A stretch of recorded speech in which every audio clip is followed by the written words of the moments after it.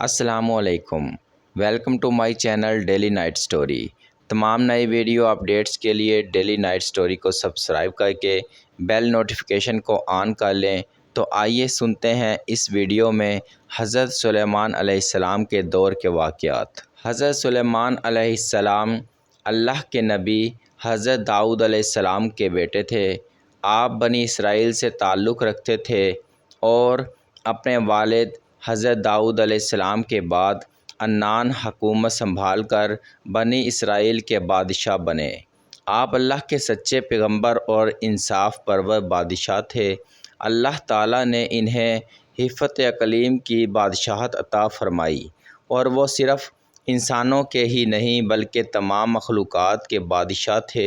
چرند پرند اور جنات وغیرہ سب ان کے تابع فرمان تھے۔ اللہ تعالیٰ نے حضرت سلیمان علیہ السلام کو جتنا وسیع و عریض ملک عطا کیا ایسا کسی جن و بشر کو نہیں دیا۔ اس کے باوجود حضرت سلیمان علیہ السلام میں ذرہ بھر بھی تکبر نہ تھا۔ وہ اپنے اخراجات کے لیے شاہی خزانے سے ایک پیسہ تک نہ لیتے تھے اور اپنے ہاتھ سے زنبیل سی کر اور اسے فروخت کر کے گزر اوقات کیا کرتے تھے۔ کھانے کے لیے وہ اپنے ہاتھوں سے جو پیس کر آٹا بناتے اور اس کی روٹی پکا کر کھاتے تھے۔ آپ اکثر روزہ رکھتے اور ہر شام بیت المقدس میں جا کر غریبوں اور روزہ داروں کے ساتھ روزہ افطار کرتے تھے۔ بادشاہ بننے کے بعد آپ نے ایک نہایت عالیشان اور پرتکلف مکان بنوایا جس کا رقبہ 36 کوس تھا۔ اس مکان کو سونے چاندی کی اینٹوں سے بنایا گیا جس کی دیواروں اور چھتوں پر یاقوت اور زمرد جڑے ہوئے تھے۔ پھر اس مکان کے اندر آپ نے اپنے لیے ایک شاندار تخت بنوایا جس کی لمبائی 3 کوس تھی۔ سارا تخت ہاتھی دانت سے بنایا گیا تھا جو لال فیروزہ زمرد جیسے پتھروں سے مرصع تھا اور اس کے چاروں طرف سونے کی اینٹیں لگی ہوئی تھیں۔ تخت کے چاروں کونوں پر ایسے درخت تھے جن کی ڈالیاں سونے کی تھیں اور ہر ڈالی پر ایک طوطی اور طاؤس بنا کر ان کے پیٹ کے اندر مشک بھر دیا گیا تھا۔ ان درختوں کے خوشے انگوروں کی طرح تھے۔ اس تخت کے نیچے اور دائیں بائیں 1000 سونے کی کرسیاں لگائی گئی تھیں جن پر لوگ بیٹھتے تھے۔ ان کے پیچھے جنوں اور انسانوں میں سے غلام کھڑے کیے گئے تھے۔ یہ تخت جنات نے بنایا تھا جو آپ کی رعایا تھے۔ حضرت سلیمان علیہ السلام تاج شاہی سر پر رکھ کر اس عظیم الشان تخت پر قدم رکھتے تو ان کی ہیبت سے تخت اس وقت حرکت کرنے لگتا اور طوطی و طاؤس بھی اللہ کے حکم سے اپنے پر پھیلا دیتے تھے جن سے مشک وغیرہ کی خوشبو نکلتی تھی۔ اللہ تعالیٰ کے فضل سے حضرت سلیمان علیہ السلام ہر جانور کی بولی اچھی طرح سمجھتے تھے۔ جب آپ تاج شاہی سر پر رکھتے تو تمام پرندے تخت کے اوپر معلق ہو کر آپ کے سر پر سایہ کرتے تھے۔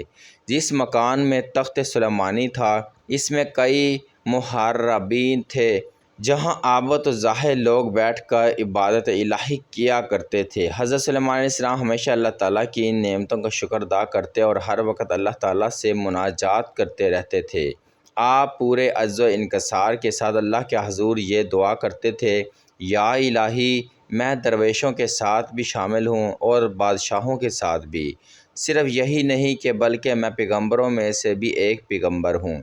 اے میرے مالک، میں تیری نعمتوں کا کہاں تک شکر ادا کروں۔ اللہ تعالیٰ نے ہوا کو حضرت سلیمان علیہ السلام کے تابع کر دیا تھا۔ جب آپ اپنے عظیم الشان تخت پر بیٹھ کر تخت کو چلنے کا حکم دیتے تو تخت اتنی تیز رفتاری سے چلتا کہ آپ ہزاروں کوس کا فاصلہ چند منٹ میں طے کرتے۔ آپ صبح کو ایک شہر اور شام کو دوسرے شہر میں ہوتے تھے۔ آپ کے باورچی خانہ کے لیے جنات نے بڑی بڑی پتھر کی دیگیں بنائی ہوئی تھیں جنہیں بادل پانی سے بھر دیتا۔ ان دیگوں میں روزانہ کئی ہزار اونٹ اور کئی ہزار گوسفند پکتے اور خلق اللہ صبح سے شام تک آپ کے لنگر خانہ سے کھاتی پیتی۔ ایک دن حضرت سلیمان علیہ السلام اپنے عظیم الشان شاہی تخت پر بیٹھے ہوئے سفر کر رہے تھے۔ تخت کے دوسرے حصوں میں آپ کے 1000 ملازم اور سلطنت کے عہدے دار بھی اپنی کرسیوں پر بیٹھے تھے جن میں وزیر اعظم برقیہ بھی شامل تھا۔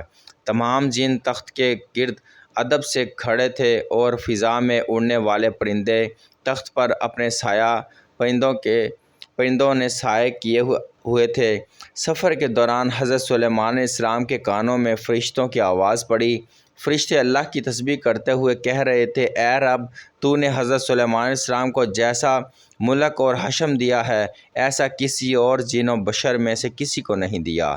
اس پر اللہ تعالیٰ نے فرمایا، اے فرشتو، میں نے سلیمان علیہ السلام کو ہفت اقلیم کی بادشاہی عنایت کی ہے اور اس کو نبوت سے سرفراز کیا ہے، لیکن سلیمان میں غرور و تکبر بالکل نہیں ہے۔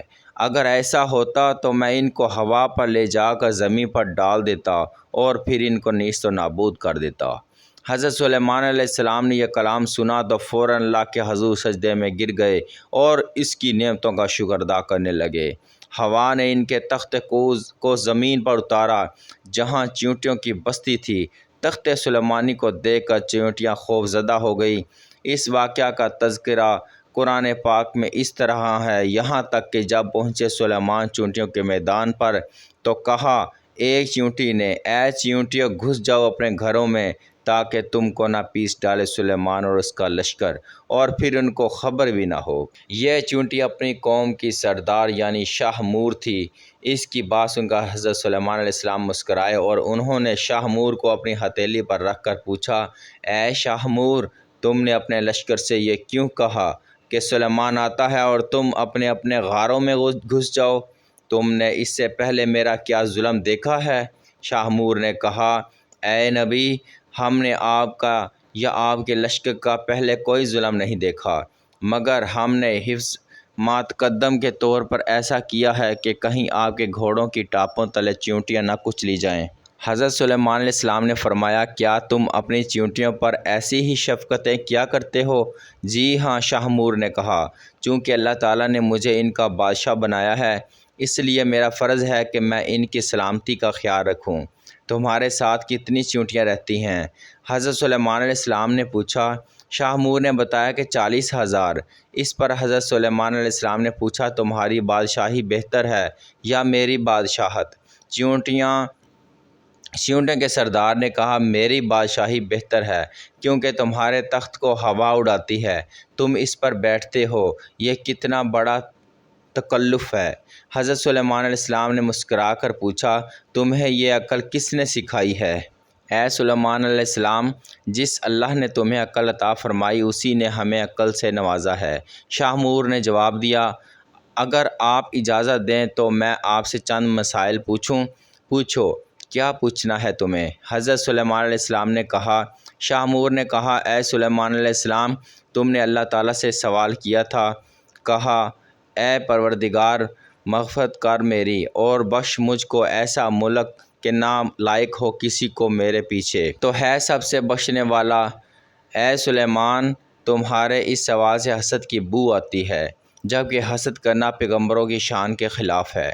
تمہیں یہ بھی اچھی طرح معلوم ہے کہ خداوند قدوس سارے جہان کا مالک ہے، وہ جسے چاہے بادشاہی دے اور جسے چاہے نہ دے۔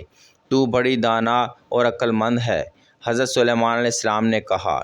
شاہ مور نے کہا، اے اللہ کے نبی، تم بھی اپنی رعایا کی نگرانی کرو اور اپنے عدل و انصاف سے رعیت کو خوش رکھو، ظالم سے مظلوم کا حق دلواؤ۔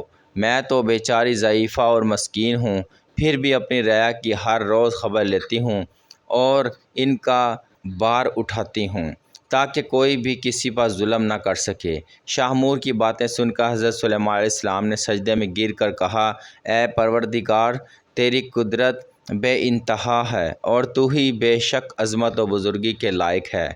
قرآن حکیم کی سورۃ سبا میں حضرت ارشاد باری تعالیٰ ہے، اور جنوں میں سے وہ تھے جو اس سلیمان کے سامنے خدمت انجام دیتے تھے اس کے پروردگار کے حکم سے، اور جو کوئی ان میں سے ہمارے حکم کے خلاف کارروائی کرے ہم اس دوزخ کا عذاب چکھائیں گے۔ وہ اس کے لیے بناتے تھے جو کچھ وہ چاہتا تھا، قلعوں کی تعمیر، ہتھیار اور تصاویر، اور بڑے بڑے لگن جو حوضوں کی مانند تھے، اور بڑی بڑی دیگیں جو اپنی بڑائی کی وجہ سے ایک جگہ جمع رہیں۔ اے آل داؤد، شکر گزاری کے کام کرو اور میرے بندوں میں سے بہت کم شکر گزار ہیں۔ اللہ تعالیٰ نے حضرت سلیمان علیہ السلام کے لیے جنوں، شیاطین اور جانوروں کو مسخر کر دیا تھا، اور وہ سب حضرت سلیمان علیہ السلام کے تابع فرمان تھے۔ ان کے پاس ایک ایسی انگوٹھی تھی جس پر اسم اعظم کندھا تھا، جس کی تاثیر یہ تھی کہ انسان و حیوان، چرند و پرند، جن و پری سب ان کے پاس کھینچے چلے آتے تھے۔ جب حضرت سلیمان علیہ السلام کی سلطنت بہت وسیع ہو گئی تھی، انہی دنوں کا واقعہ ہے کہ ایک روز معمول کے مطابق آپ قضائے حاجت کے لیے باہر گئے اور اپنی انگوٹھی ایک لونڈی کے حوالے کر گئے۔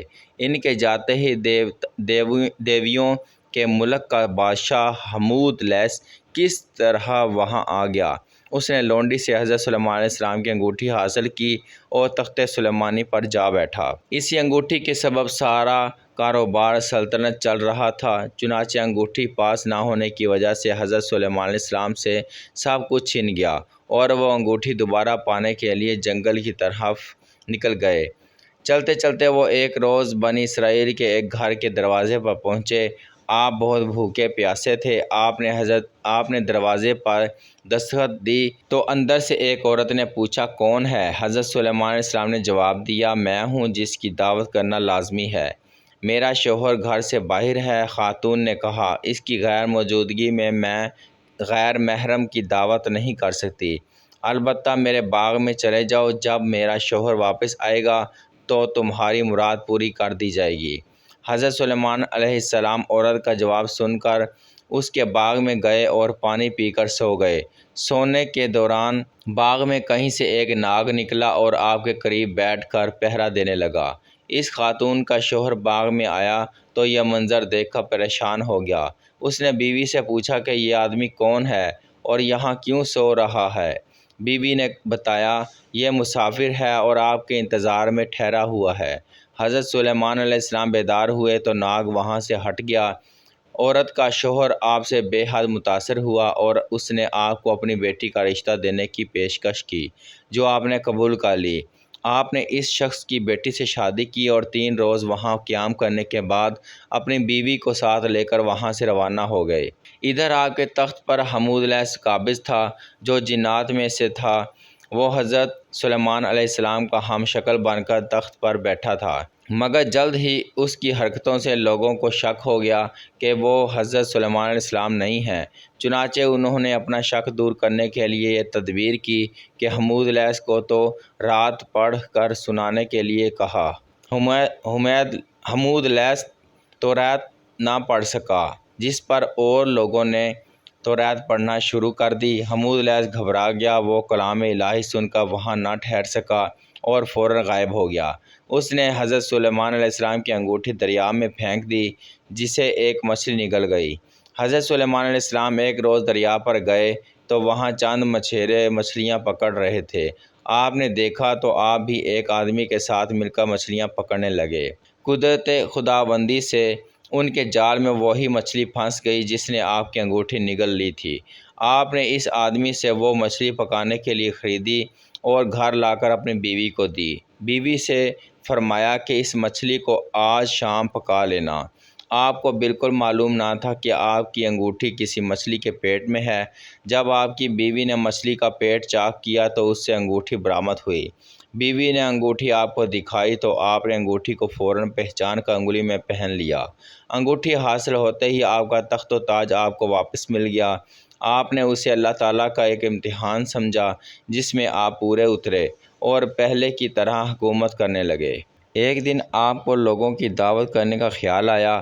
آپ نے اللہ تعالیٰ سے عرض کی کہ میں تمام مخلوق الہی کی دعوت کرنا چاہتا ہوں۔ اللہ تعالیٰ نے فرمایا، اے سلیمان، مخلوقات کو روزی دینے والی ذات تو میں ہوں، تم تو میری ساری مخلوقات کو ایک وقت کا کھانا بھی نہیں کھلا سکو گے۔ حضرت سلیمان علیہ السلام نے دوبارہ عرض کی، اے پروردگار، جو کچھ میرے پاس ہے وہ بھی تو تیرا ہی عطا کیا ہوا ہے، اس سے میں تیری مخلوق کی دعوت کرنا چاہتا ہوں۔ ان کے اصرار پر اللہ تعالیٰ نے ان کی خواہش قبول کر کے انہیں اجازت عطا کر دی۔ اللہ تعالیٰ کی رضا حاصل کر کے حضرت سلیمان علیہ السلام نے ایک بہت وسیع و عریض جنگل میں مخلوق خدا کی دعوت کا اہتمام کیا۔